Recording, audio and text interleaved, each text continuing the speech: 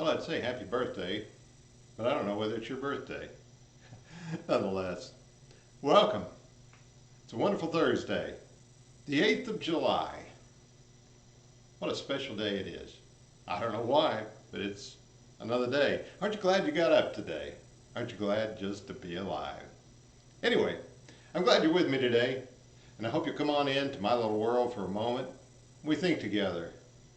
You know, you get to a day and you wonder, what's so special about today?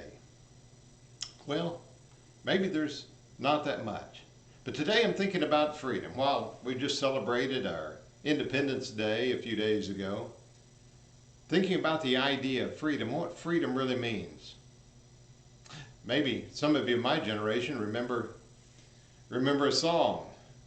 Janis Joplin sang, "Freedom's just another word for nothing left to lose."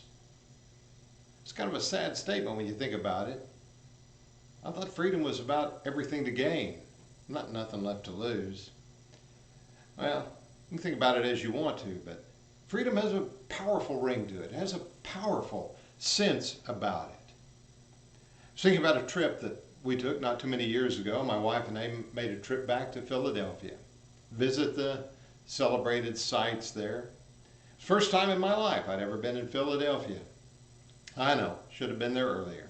One of the places we went was across from Independence Hall to see the Liberty Bell.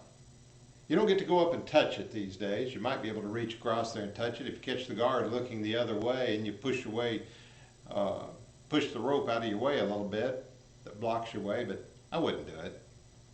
It's kind of a sacred item to us. But you can look at it, you can read the plaque, and you can see the crack.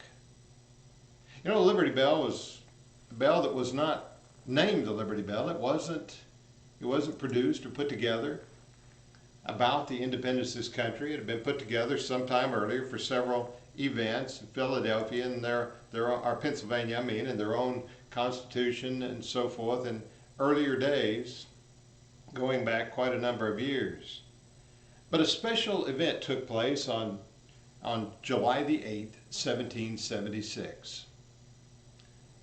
The bell in the tower of what we now call Independence Hall, the bell in the tower was rung. People from all around the area gathered together and they heard the first public reading of the Declaration of Independence. It had been signed just a few days earlier, and now it was being read aloud to people to get their response. There was cheering, there was excitement, there was wonder. People thought, all right, freedom, independence. Maybe you're reminded of Jesus' statement in John 8:32. You shall know the truth, and the truth shall set you free. People wanted to know, and people wanted to be free of the burdens they felt like were unjust put on them by a foreign country now. So, the bell was rung, and we began to march our way through the years that we call the Revolutionary War, ultimately gaining the rights to become a country.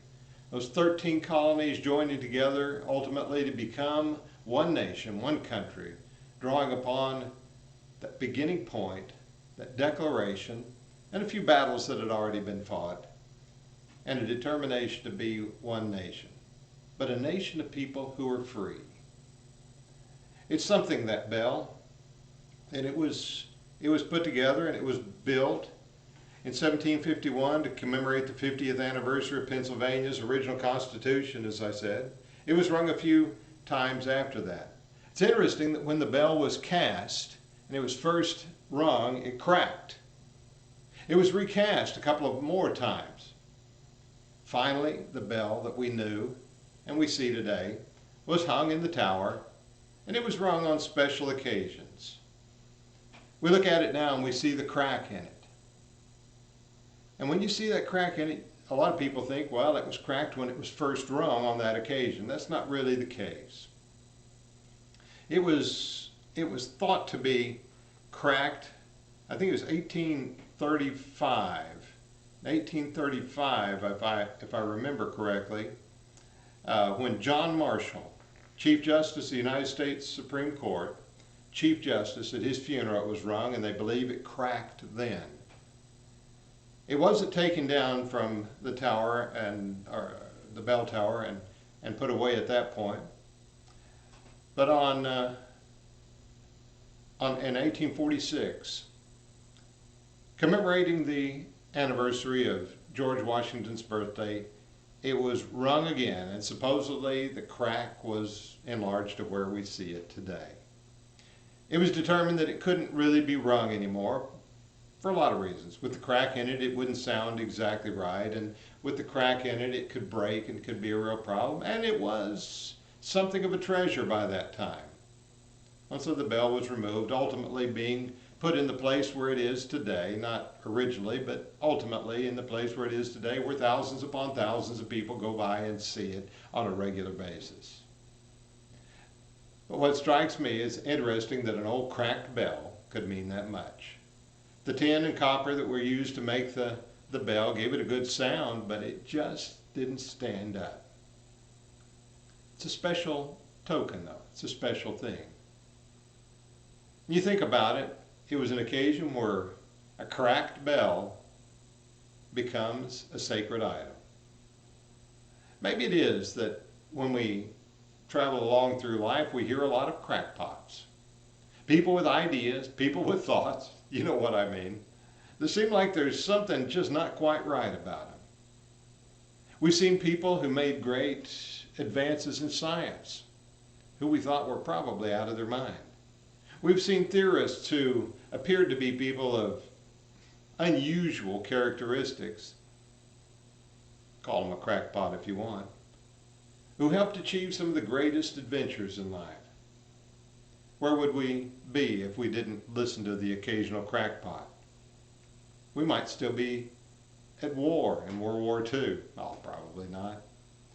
But some of the great advancements in humanity have come from people who were deemed to be crackpots. People who sailed the oceans to find foreign shores. People who adventured out and found a way to new lands, new places. People who searched and found great discoveries that others thought couldn't possibly be there. Yes, there were many who sought something they'd never find. You know, Ponce de Leon never found that fountain of youth. But he sure searched, and he got some people to believe in him. But there have been a lot of things that have been called into question over the years. There were those who thought Jesus was a crackpot too. They thought his disciples, his followers, were crackpots. But the voices of those men and the sound of that bell still ring in our ears, don't they? We recognize that even a crackpot, even a cracked bell, can ring out a message over the generations, over the centuries, that remind us of the values that make life precious. And among those is the value of freedom. The freedom to choose and to think. The freedom to make a choice.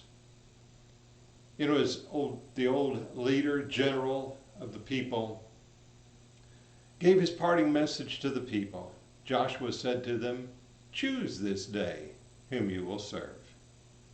He gave them a choice. It was up to them.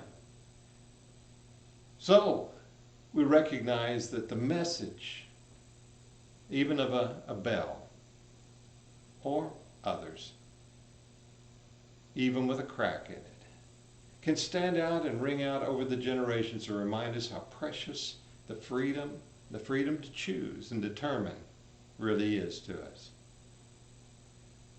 And thus Jesus adds that great message.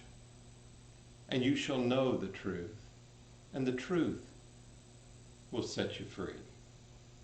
When we see what the truth really is, that's where real freedom begins. And that's what Jesus offered to us.